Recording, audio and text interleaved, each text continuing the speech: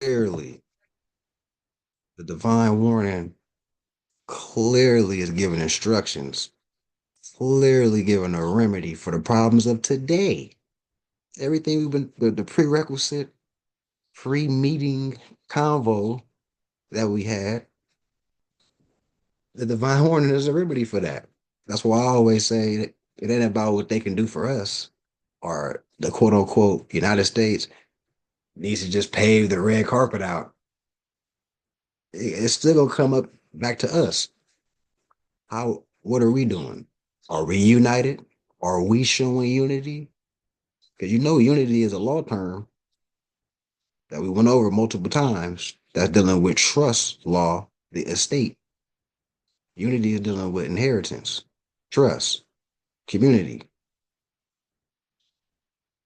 bloodline, passing things down. If there's no unity, it's no estate. What is our character? Where's our morality? Nobody Ali traveled in the South back in the 20s and seen the conditions. If he was alive right now and seen the conditions, it ain't just the South that we acting up and low vibrational. That's the problem. That's the problem. Um, so I got some stuff queued up for today. Brother Kyle has a demonstration queued up as well.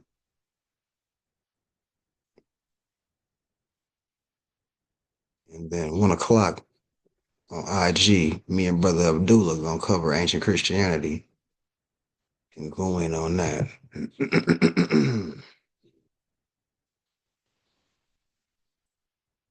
All right. Definitely. Islam, would you say, Brother Benjamin Bay? I'm definitely in there for sure. It's up you and Brother Abdullah. Oh yeah, yeah, we going in. Ancient Christianity, we going in. Oh yeah, I'm there. For sure. Let's see here.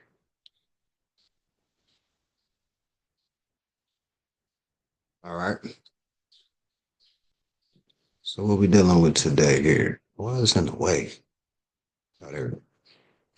I thought that was Instagram. I mean, so I'm hating. All right. Hey, Speak, I got a question. Okay. Um, as a more, do we follow the practice of Islam or do we follow spirituality? That's one and the same. Because if Islam is I self law and master, then that's the spirituality.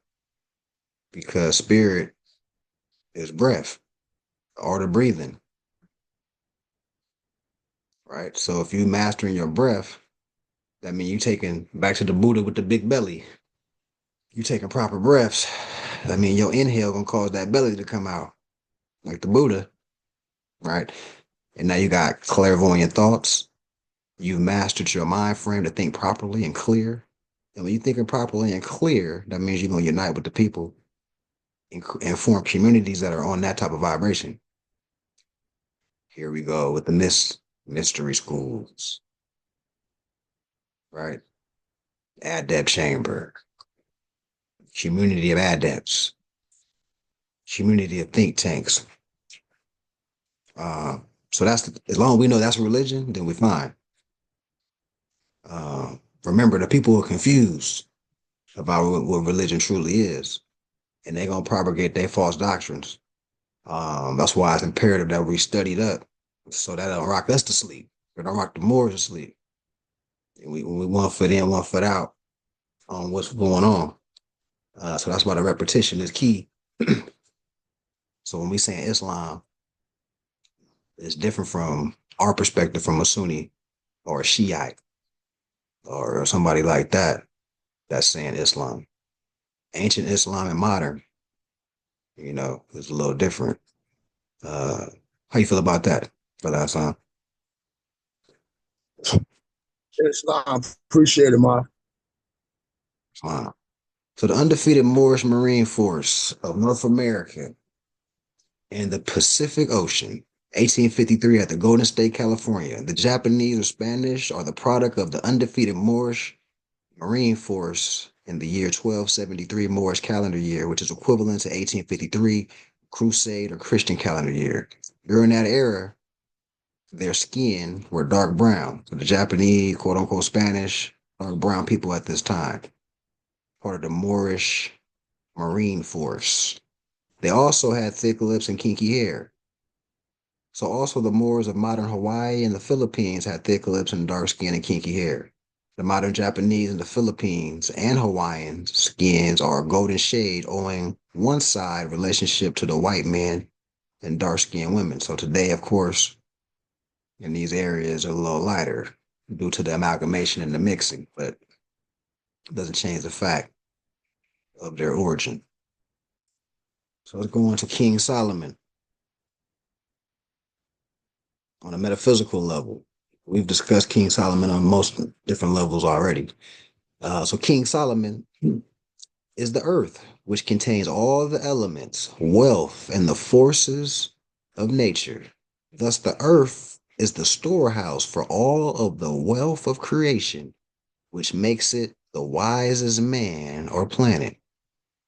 So, also, the human body contains all the elements of the earth, right? Or Biff. All right, so before we continue here, we're dealing with things obviously that are in the Bible and we're taking it to a higher degree. Like we say, most things in the holy books are symbolic uh, and not to be taken so literally. So we're going into some elements of that. So Haram Abiff, most people in Masonic circles that get introduced to it, they get the Haram Abiff story, shallow grave, he sleep. He's in the shallow grave though, because if he wakes up, he realizes what's going on. All right, that's one. So Haram Abiff is the sun, which marks the months, the seasons, the signs, and the measurements of time and space during the Earth's annual revolution of 360 degrees. The Grand Master, is the fall season, October, November, December.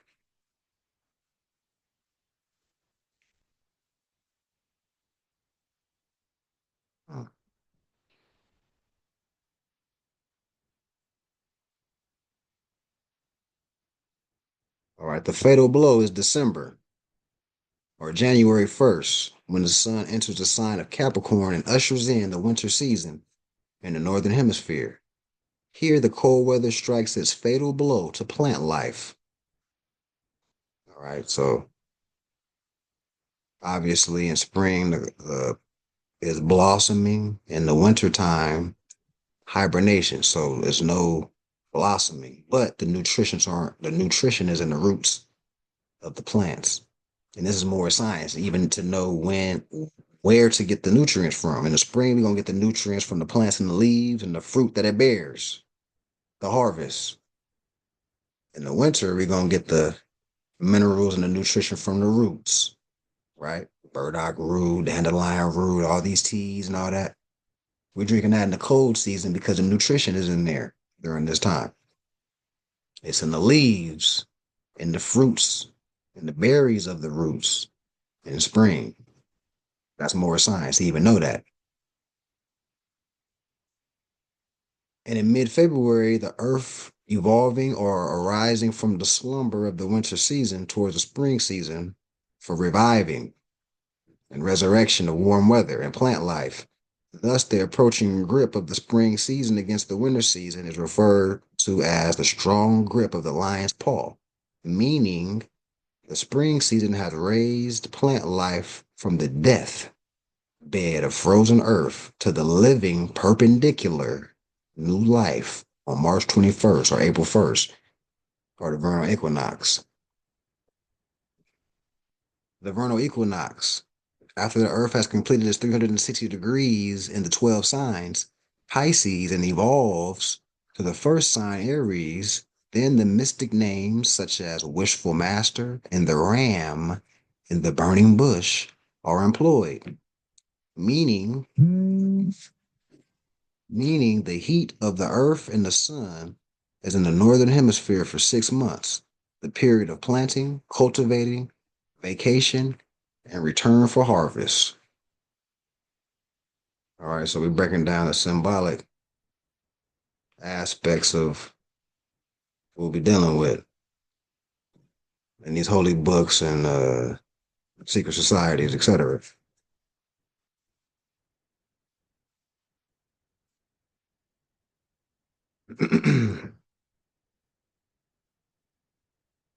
All right, let's continue here, unless we have some thoughts on that.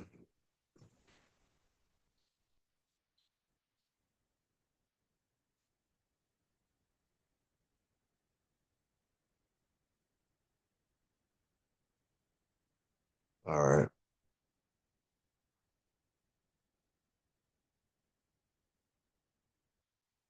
Hmm.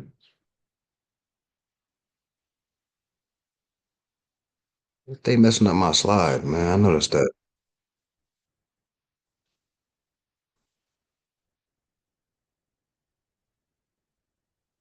The Manchurians probably messing with your Wi-Fi or something. It's a touchscreen. Yeah, exactly. Shout out to I the got Manchurians though. But yeah, they you see the pop up won't even go. Registration. Yeah, it's a pop up on my screen right now. They ain't even trying to let it go. Let's see here. All right. So the cross, in reality, positive number 10 would symbolize the X or plus or minus, plus or the level in the plumb. Thus, the level negative in the plumb, positive, represent the negative and positive forces of nature, namely female and male, upon which the world exists. Had not the Moorish nation established the science of geometry, there would be no way of calculating the months, seasons, and years, and the measurement of time and global geography upon the above diagram. The Moorish nation established the dollar system and the four quarters of the dollar, which represent the four quarters of the earth. The dollar system was handed down to the Franciscan fathers of North America by the Moorish nation. That is the basic reason why the USA dollar, or we know the Federal Reserve note, has ranked superior over all other monies of the Christian nations of the world. So Larry Bay earlier hinted towards that, uh, as far as why the power, even though right now it's falling, actually people are losing faith in it, but for a long time the Federal Reserve note had a lot of power worldwide because we know the origin of it. This is retarded. The four quarters of the USA Moorish dollar represents human equality, moral principle, justice, peace, economic and social progress on a universal scale. The Moorish nation violated their own dollar system by imposing taxes upon the Amazon white people without representation, which resulted in the fall of the Moors and the rise of the Union Order in 1863. From 1863 to the present, the Amazon quote unquote white people have imposed taxation upon the Moorish descendants, referred to as Negroes without representation, which has resulted in the fall of the Union Christian Order on a universal scale and the rise of civilization on a universal scale. Both, namely the Moor and the Franciscan Anglo-Saxons, are equally guilty of violation of the dollar system and therefore had to pay a penalty through war, bloodshed, and fall. So, a little adept info when we're dealing with the Anglo-Saxons, we're dealing with the Moors, they're both Moors. There's different political allegiance. Moors with a Roman allegiance, and then you got the Muslims. So we both violated. Um, we violated the Slavs. The Slavs later, or right now, are violating us. We call that karma. Um, what comes around goes around. Whatever you want to call it. It's a universal principle. All right, so just a little background on that. We taxing people unjustly, uh, excessively, Now we getting done the same way. Somebody got something on that? Okay. So food for initiated Masons, third, 32nd, 33rd, and 360 degrees. The sons of a widow, woman, are the only supreme beings of who can stand in the form of a cross, five-pointed star, and in a straight line, whether standing erect or laying down. When sons are lying asleep, they are lying on a dead level. So this ties into the Harama Biff situation. So laying down as you in the casket uh, is implying or symbolically for a dead state of mind. And when standing erect, they are perpendicular at a right angle. That's 90 degrees, by the way. All right.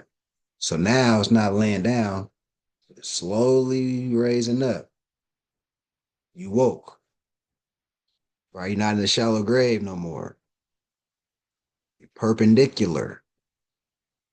You're woke. All right. All right. So just look up perpendicular. Don't believe me. This is geometry. This is simple geometry. 90 degrees is perpendicular, which represent the back straight up. All right. So they are perpendicular at a right angle of 90 degrees of their heads represent the North Pole, and their feet represent the South Pole. When lying on a dead level, their head represents the East and their feet the West. These two positions of suns form the universal cross, which represent latitude, north and south, and longitude, east and west. Right? That gives you the cross, right? This fact makes woman and sons the great I am in life, dealing with creation and perfection. In other words, the foundation of geometry. So man and woman come together, form creation. That creation becomes a son or a daughter. Now, the son or a daughter is having a carnal experience, and the goal is to reach perfected man, to reach perfection. As man unfolds, as God unfolds. Your job is to ascend to the highest planes of life while you're having your physical experience. Now you're the adept. Now you're the Gnostic. Uh, the monad becomes the nomad. You reach the Christ degree. Even though you're having a carnal experience, you reach the Christ degree. Now you linking up with other people that reach the Christ degree, perform the great mystery schools, the temple. Here comes government structure. Right. Here comes communities that are living with ancient principles. Ancient principles are tied into the government structure, i.e., the Zodiac Constitution.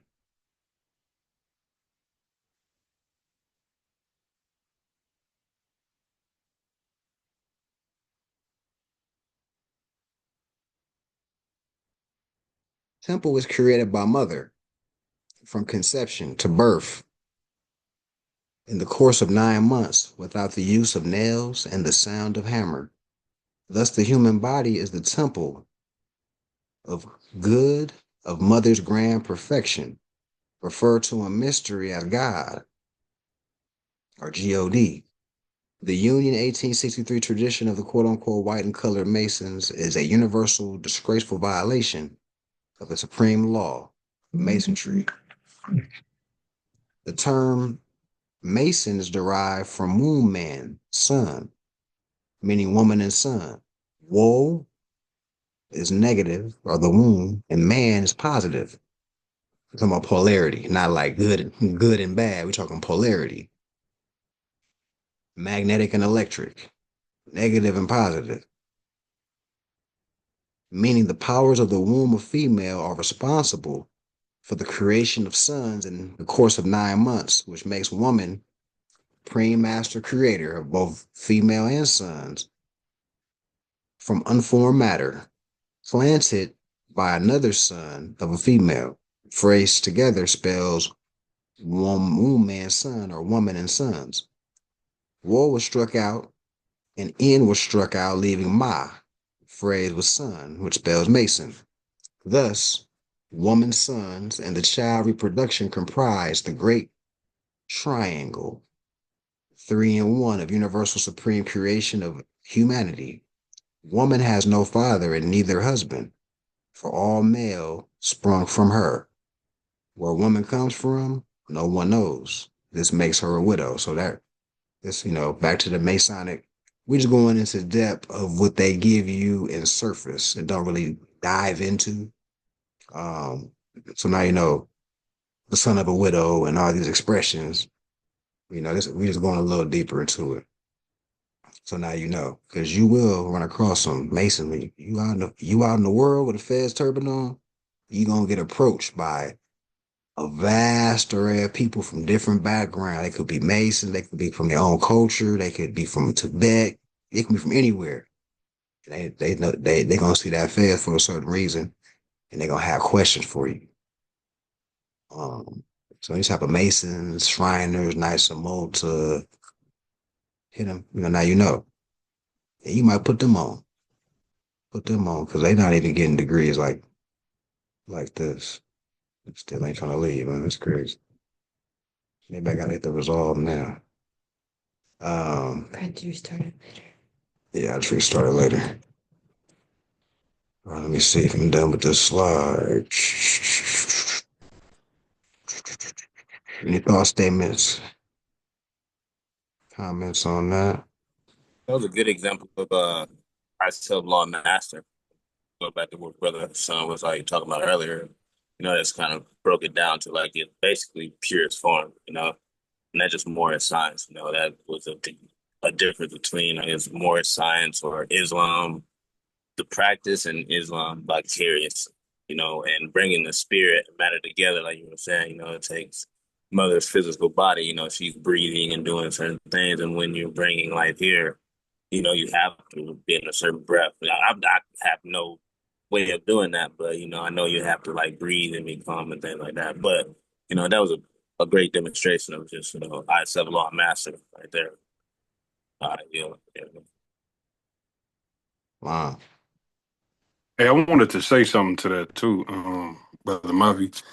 From my experience in time and being in the fold of Islam as a Muslim, before stepping into what we're referring to as Muslim light. You know what I'm saying? Like a lot of what's being taught is already in the Quran, or it's also in the Bible too.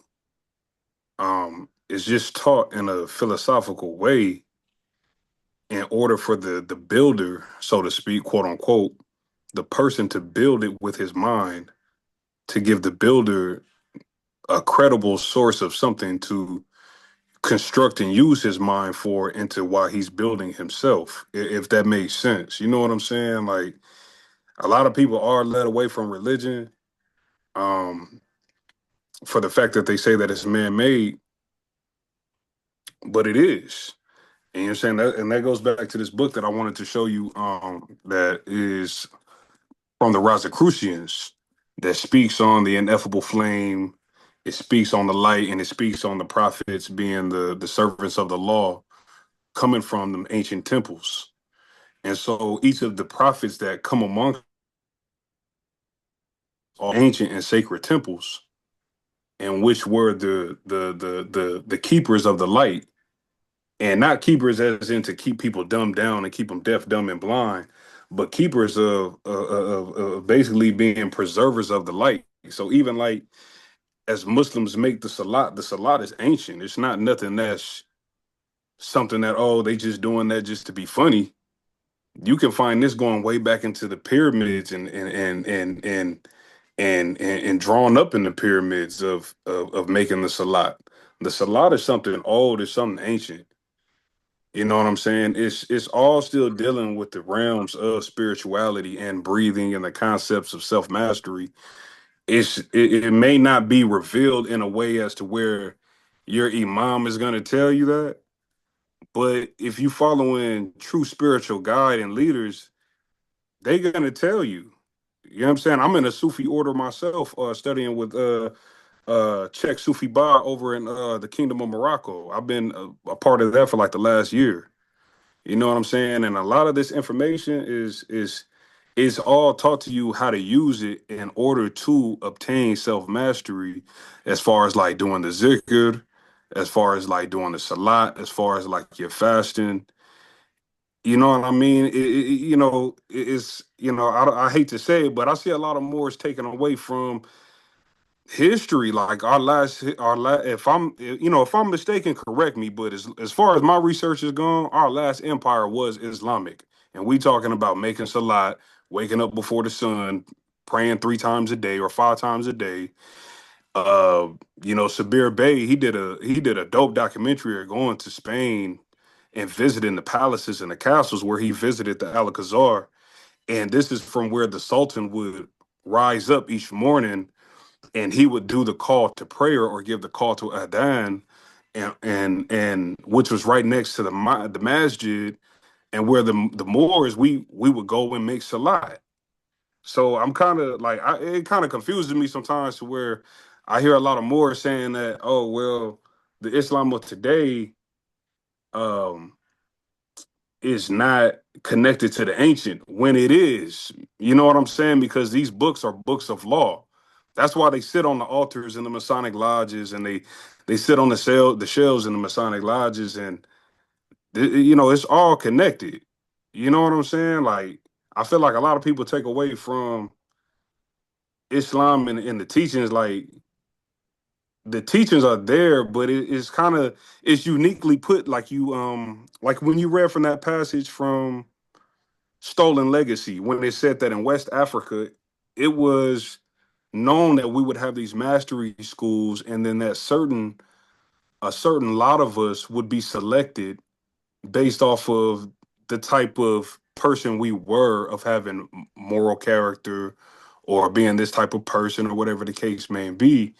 And we would be taken and taught the secrets of the mystery schools or whatever the case may be.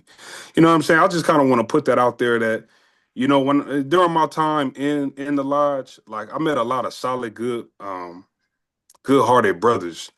And so I'd hate to see the hate build rather than to where it could be reached out to from a Moor to a Prince Hall Mason like myself, how you reached out to me, or however we ended up connecting and being brought to light. You know what I'm saying? Like, so I hate for that spell kind of to be put over brothers who are innocently just looking for self mastery. They looking for something on the inside of themselves, and they may not be as far as understanding law and government. They may not have got that far. You know what I'm saying? So, I hate for anybody's practices to be knocked in the misunderstanding as to the making us salat, um, and the practices by Muslims, and to think that we're any better than the Muslims, because there's Muslims over in Africa right now who know that they Moors and they know the science. They're just talking about it amongst themselves in a Sufic order or in a Sufic circle, or maybe in a Sunni circle, in a or whatever the case may be. But we know that's been colonized by Arab politics and all those type of hierarchy of people. But the essence is there. You know what I mean? It's a stepping stone.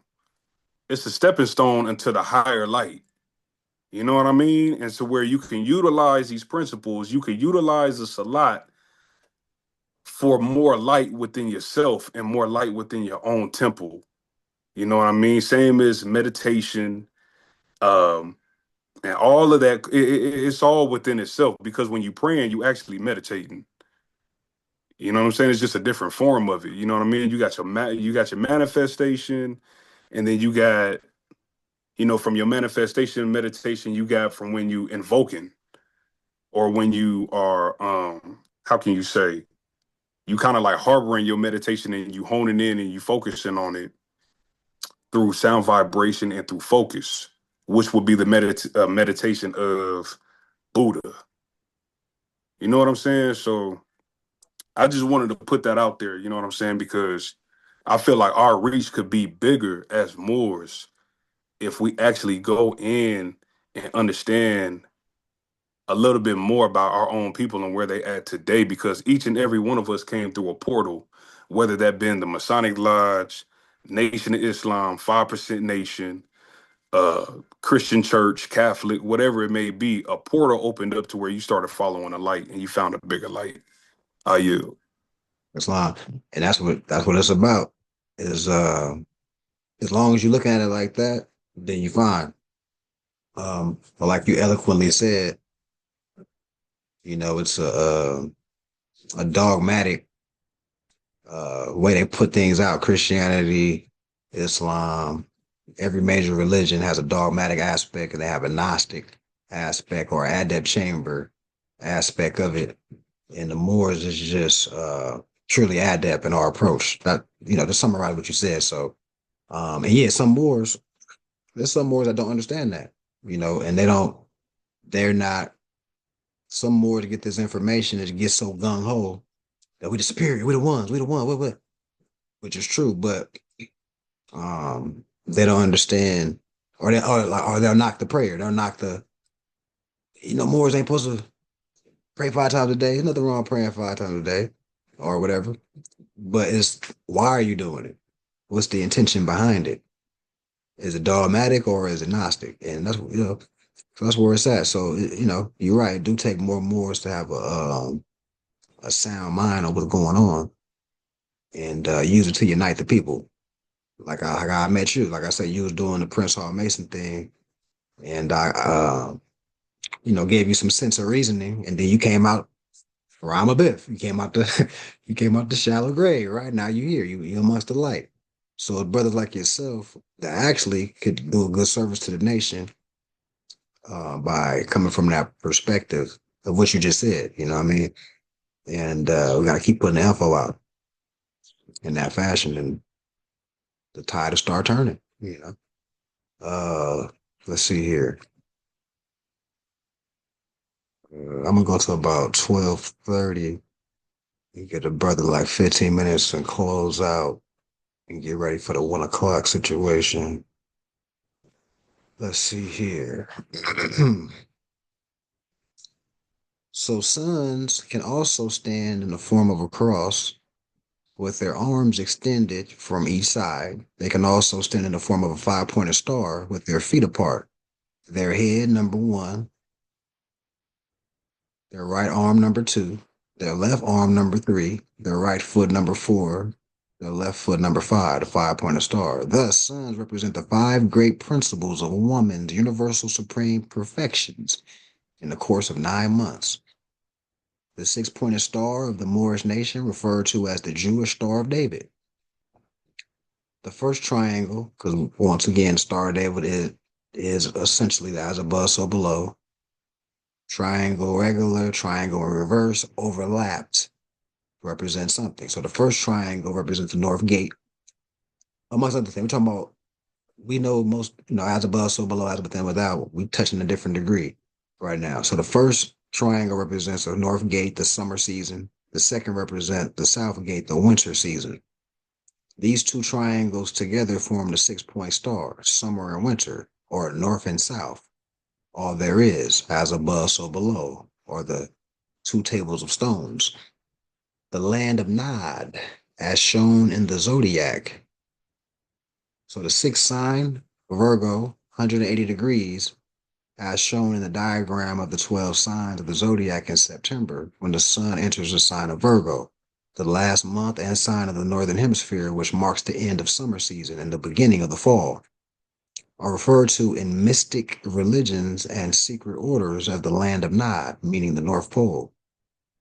In the science of astrology and electronics, the North Pole is referred to as node or anode, and the South Pole, as shown in the 12th sign of Pisces in the diagram of the zodiac in March, and the last month of the year, referred to in science of astrology and electronics as cathode, meaning negative.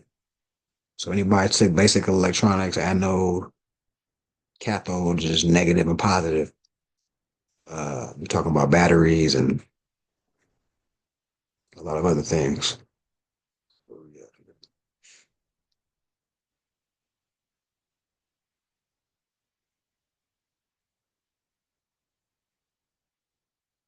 Positive North Pole, as shown in the sign Virgo, anode or node or nod, 180 degrees and 360 degrees. The positive North Pole is there. The positive electric current flows to the negative South Pole or cathode, which is responsible for perpetual motion of the Earth's annual revolution of 360 degrees or days, because a day is a degree, in spring, summer, fall, and winter, north, south, east, and west. The rays of the sun in the seventh sign, Libra, as shown in the diagram of the zodiac, are referred to in the Bible's mystery as Ham, meaning the fall season or October. When the rays of the sun enter the Aries sign of Aries and ushers in the spring season, April, referred to in the Bible mystery as Cush, meaning rebirth of plant life. Remember, we're talking about another degree right now. We understand that it was a separation of the land of Ham and Cush, or father and son, as well. That's still in play. And the planting season or vernal equinox or the fall equinox. Here you are referred to the diagram of the zodiac 180 degrees and 360 degrees, and thereby recognize the universal fact. So now, religious mystery, namely Islamism, Judah, Jesuitism, or Catholicism. And that's where we get, cathode, Catholic. We got positive and negative. Negative will be the cathode. We're talking about the negative pole, the negative light versus the positive light. The Moors that created Catholic, the Catholic Catholicism was the mulatto children. Remember, the Moors had children with the Slavs that gave product to the mulatto situation, or amalgamated Moors, mixed Moors, go to war against their father because they see how their mothers are being treated as just the harem. They're not even allowed at the palaces. They strictly just, they're treated bad. That's the inspiration between how the amalgamated Moors said, screw what y'all doing. We Romans now. We Portuguese. We Spanish. We the Holy Roman Empire now. We going to war against our fathers. We the negative side of the light. Catholic. All right, so I'm just throwing a little extra little info in there. All right, so the above mentioned religiousisim superstitions are founded upon the negative South Pole, cathode, from which were derived the terms Catholic and the church, temple and mosque, systems of mystic gods, prophets, superstitions, religious worship. The Sultanate priesthood, dictatorship, and human mental slavery, religious denominations, human hatred, fear, segregation, ignorance, crime, where bloodshed, and human property destruction. As the result of negative culture, contrary to unity, peace, that means the opposite of unity, peace, justice, truth, and economic social progress. The teachers and followers of all religions are referred to in the Bible mystery as the children of Abel, Seth, meaning priesthood, sultanate, dictatorship, kings and queens, or royal families. So once again, this is our people that turned this to or reduced it to where it's at today. It's our fault. It's nobody else.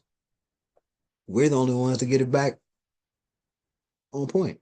This was infighting. There was no pale, blue-eyed, blonde-haired people doing us wrong. Those are torpedoes.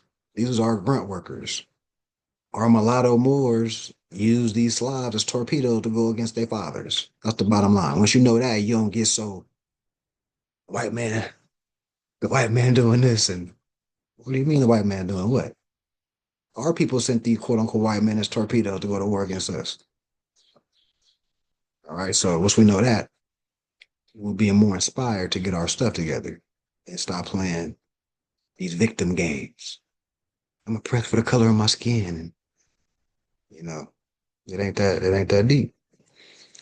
All right, so where we at? 225. Let me see. All right, so Cain and Abel. Cain, the children of the light, symbolic story, symbolic story. The women and sons who rebelled against the negative systems of Catholicism or Cathodism between 1789 and 1863, North American are referred to as the children of Cain, or the sons and daughters of the light, meaning scientific knowledge of the universal law of the Moorish nation as shown in the 12 signs of the zodiac. Those Amazon quote unquote white and sons and daughters of Cain in North America are referred to the mystic Turks or the Arabian Nights or Cain who slew Abel or killed Abel and went to the land of Nod. He met his wife, whom he had never seen, yet they both knew each other. Well, Cain's wife is the sixth sign, Virgo, of the zodiac, and halfway sign of the stomach and earth, 180 degrees east longitude. The North Gate, which culminates in the deep waters of Boston, Massachusetts, or USA. Now, Anode, Nod, or the land of Nod. Now, geometry has never told a lie. The square and angle of 90 degrees, or the square and the compass, which is the universal law of the Moorish nation, referred to as Negroes. Key of civilization.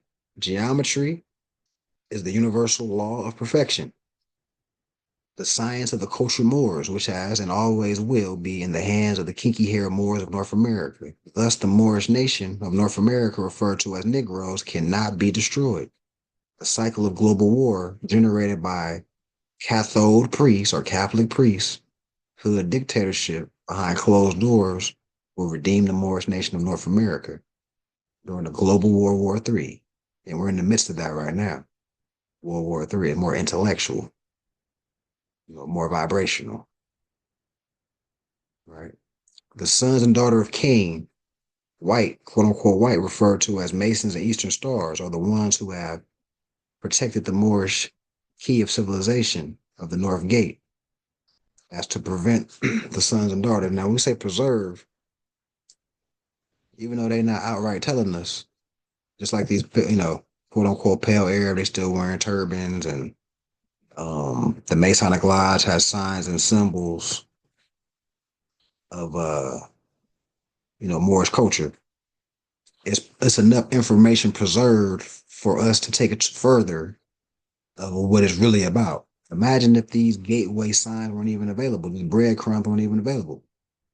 We'll be in a complete darkness. Right. I'm gonna go ahead and give brother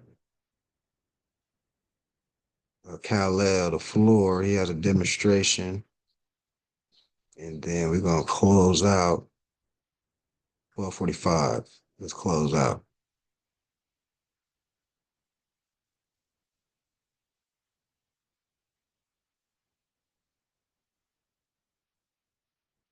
All right, Khalil, you got it. Khalil. Islam, bro. Yeah, yes, sir. So, you can keep it on that part right there on the written part, or you can also just blow up the picture that's being shared. But basically, I already shared this on a platform, so I'm just reading it from what I wrote. Uh, but I wanted to bring to the platform today the Native American Party, and this will kind of give us like a background as to where the term Native American comes from. Um, so it starts off in 1853. This dude named James W. Barker formed the Native American Party, being the first time in American history the terminology has been used. All right, so the Native American Party was the third major political party of the U.S., running against Federalists in one corner and the Democratic Party in the other. Members of this party were famous to responding to the press with the quote, "I know nothing," which gave the organization a popular nickname, the I Know Nothings. Um, it's also said that party members supported the deportation of foreign beggars and criminals, a 21-year naturalization period for immigrants, mandatory Bible readings in schools, and the elimination of all Catholics from public office, which that's quoted from the Smithsonian Magazine. January 26th, 2017. Um, Now, the notes pertaining to what I just read, this was actually from a presentation that another Moore had done, that I'm bringing over to connect. So I just want to make that clear as well on this platform that those are not, that part right there is in my words or my finding. I was able to, I don't remember the Moore's name for the resource, for the source, but I just wanted to make that clear. All right. But it got me to thinking. I was like, well, damn, whose presidential campaign does this sound like? And that's Donald Trump, right? So basically, how they're doing mandatory Bibles in all the schools, the teaching of Christianity.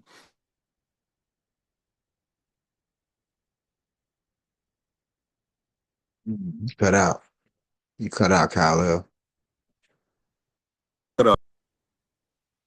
Just you talking about just now, Oh, no, you the back now. ending. You back. Yeah, you back. You back now. Okay, so basically, I was saying, whose presidential campaign does it sound like? It sounds like Donald Trump's. All right.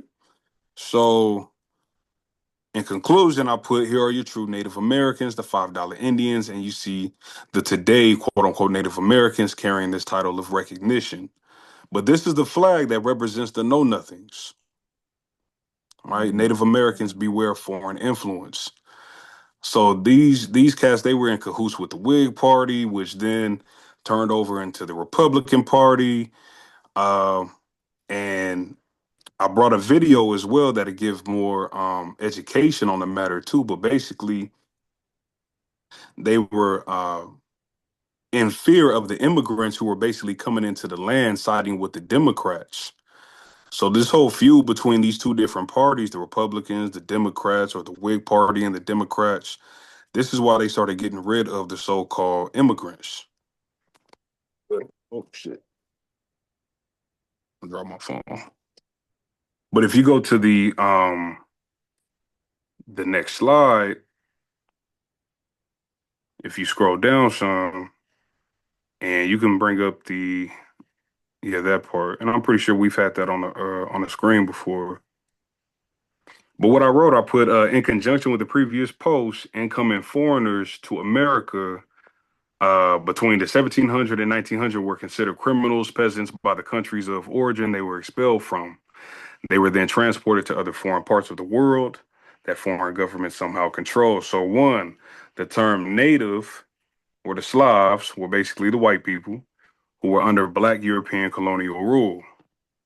Remembering that Europe was once under mixed blood and Moorish occupancy after 1492, stemming from both the Islamic side and the Christian side, as which you just presented as well. So I noticed that in this definition that it says at the bottom, it says where Europeans held political power. And that got me to thinking, well, that's during the 1600s, which would be the colonies and then the wars and then the capture. And then from the 16th, the 17th, and the 18th century, we have the plantations and slavery moving forward. So I wrote, said, well, mind you, being Indian was substituted for Moorish in the 16th century. So the indigenous became the Slavs or the natives or Indians. And then paper genocide later came about with what's his face? What's the dude's name from Virginia? Walter Plecker. And then basically writing out the Moors of history as Aboriginals and into being the low class Slavs or the slaves after selling the lands and identity, i.e., $5 Indians or the Cherokee land lotteries as well. So, all in all, the Native Americans are the Slavic people, are the white people, which its origins mean a person born in bondage or one born of a serf or basically peasantry or whatever the case may be. But them flipping the script and then putting the identity of American behind it, uplifting themselves, and then rewriting us into history as slaves. All right. So if you scroll down a little bit more and you hit that link, I brought together the video that will give a more educated perspective. Let me know if y'all can hear it.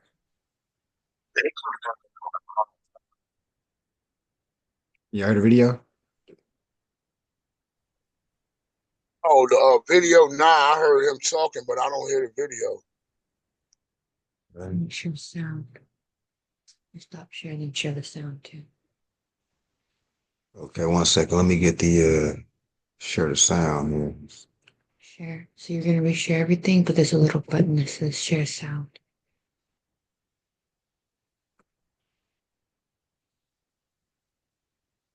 Just like how you would share the screen normally. And then you push on the right side to move the screen. Share sound. Okay. And then optimize video share. I don't know what that is.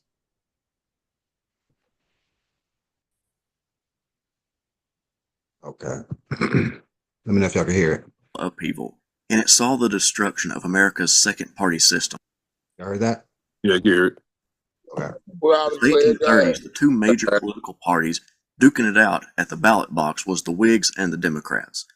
Both sides contributed presidents, senators, and congressmen, along with a host of other lesser political positions.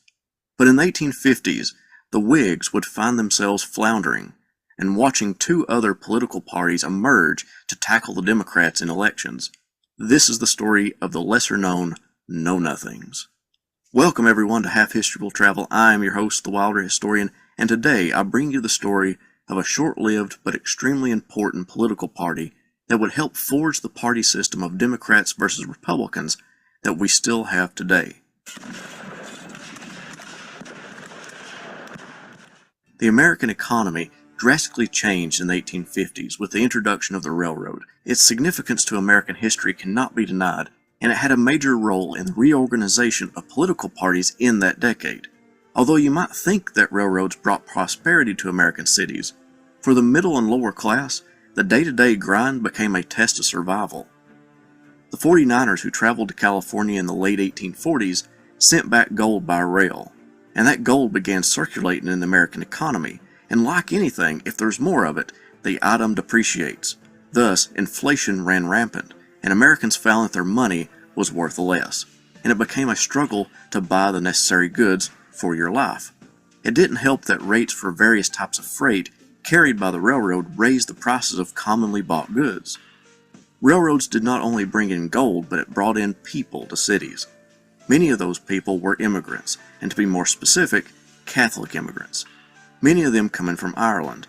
The introduction of different peoples into different social structures began to spread anxiety throughout the residents of the city. Many immigrants worked for less or would be paid less by employers, which put many Americans out of a job, just as the American economy began to fall into a slump. Additionally, the growth of populations in cities brought about the demand for more infrastructure to accommodate its growth. This in turn demanded more taxes from the city's residents, which only compounded the financial crisis Americans were facing. Possibly, it was the cities and towns who were bypassed by the railroad that fared worse. Without railroad tracks bringing in people and commerce, small towns withered and some died, displacing the people of those towns into other areas to find work. Before the railroad, water transport and transport by wagons demanded warehouses, dock workers, teamsters, rivermen, and common laborers to transfer goods to different types of transportation. Many times the railroads hindered that process or did away with those modes of transportation in some areas. Being able to transport goods by rail over long distances quickly created overwhelming competition for local merchants and shippers who previously didn't have to compete with larger eastern cities. One example is the iron industry. Before the railroads, local furnaces produced pig iron and shipped it to local blacksmiths to work it into usable goods like nails, hammers, and other tools. But now, the railroad allowed for the mass transportation of iron from larger furnaces. As urbanization took over many cities in the Northeast and along major railroads in the Midwest, factories sprang up demanding unskilled laborers, and many immigrants fit that description. They produced goods cheaper, which made artisans lower their prices but many could not compete and folded. This financial crisis experienced by Americans in northern cities created a cry for help from politicians to help them economically and fight back against immigration, which many of these Americans saw as the ultimate problem. A Catholic conspiracy frequently headlined newspapers It's the same thing going on today. about how Catholics would overwhelm Protestants in the United States and allow the Pope and the Vatican to take over. Since the 1830s, the Americans concerned with that problem had threw their lot in with the Whigs. Whigs fought against immigration. They supported temperance, or the outlaw of alcohol, which would attack Catholics because they used wine in communion. Whigs believed in reforming society by imposing laws against actions that would defile or corrupt society. Democrats also believed in reform, but it was individual reform. For example, they did not condone drunkenness, but did not believe in imposing a law for everyone against alcohol. They believed in individual reform, where it was up to the individual themselves to overcome their drunkenness, not the government's. This placed immigrants firmly on the side of Democrats because their ideas about individualism allowed for a more inclusive society. As immigrants came into the United States, they voted Democrat, which threatened Whig political power. However, by the 1850s, the Whig Party was seeking immigrant votes, and that alienated many of their constituency. And so began the creation of the Know Nothing Party, starting out as a secret group, where its members, if asked about it, would say, "I know nothing." Their formal name was the American Party. It met with great success in major northeastern cities and many in the Midwest with high immigrant populations. The Nativist secret society had developed into a successful anti-Catholic and anti-immigrant political party. Although it was not a national powerhouse, local governments fell firmly in the hands of know-nothings. The election of 1852 resulted not only in a Whig loss, but in its dismantling. The Whig candidate, General Winfield Scott, alienated the nativist wing of the Whig Party with his past leniency against Catholic churches in Mexico during the Mexican-American War, the fact that he had daughters educated in a convent, and his party's effort to get Catholic votes. Whigs left the party in droves and streamed toward know-nothings. The rank and file of the Whig Party had lost all patience in hoping that the establishment politicians would help them in their economic and social crisis. They felt like the Whig politicians that they had voted for did not care about their needs. Career politicians had dominated conventions and kept younger and newer politicians from joining the congressional ranks. Therefore, the nativist wing of the Whig Party separated itself from the politicians who were neglecting their constituency. The Know Nothing movement solidly ripped apart the Whigs. In 82 races for the House of Representatives in 1854, the Know Nothing or American Party ran 76 candidates, 35 of whom won. It had quickly become a heavy hitter on the American political scene. However, there would be another party that would dismantle the Whigs. That would be the Republican Party. The Whigs possessed two groups of people: those who thought immigration was the biggest threat to the United States, and those who thought slavery was the biggest threat. Republicans represented the anti-slavery group. Although the Know Nothings had a quick rise, they also had a quick fall. In the 1856 elections, Republicans made deals to help support Know Nothings locally if they voted for Republicans at the presidential level. The presidential candidate for the Republican Party was John C. Fremont, who was a young man not associated with the establishment. The young candidate won an incredible amount of votes for the first time that his party put up a presidential candidate, but the winner would be the Democratic candidate, James Buchanan. Ultimately, sectionalism and the disdain for pro-slavery Southerners would send Northern Democrats and Know-Nothings to the Republican Party. Northern Democrats would most likely not have joined their old rivals, the Whigs, but the new Republican Party allowed them to fight back against pro-slavery bullying in the House and the Senate, and allow for the Republican domination of northern states in the 1860 election. The downfall of the Whig Party would ultimately lead to the formation of the Republican Party, drawing on voters and politicians from the Know-Nothings and Northern Democrats. Although the Know-Nothings have nearly been forgotten by much of the general public, its importance to the coming of the Civil War and the formation of the political system we have today cannot be denied. Thank you all so much for watching, and I'll see you next time. The 1850s was a time. Wow. All right, yeah, that's the end of the video. Yes. So basically, yeah, that's what I wanted to present today. Is that that's what I found that the origins of Native American actually derives from. So when they say Native American, they are the Native Americans. Well, they are the natives, but they're not Americans. You know what I mean? But with that whole flipping of the script thing, that just more so ties into being able to find out why or how they identified themselves as Americans and us as slaves. So, yeah. Wow. Excellent demonstration, man. So I'm gonna close out in prayer and then prep for the 1 o'clock demonstration. With ancient Christianity with Brother Abdullah.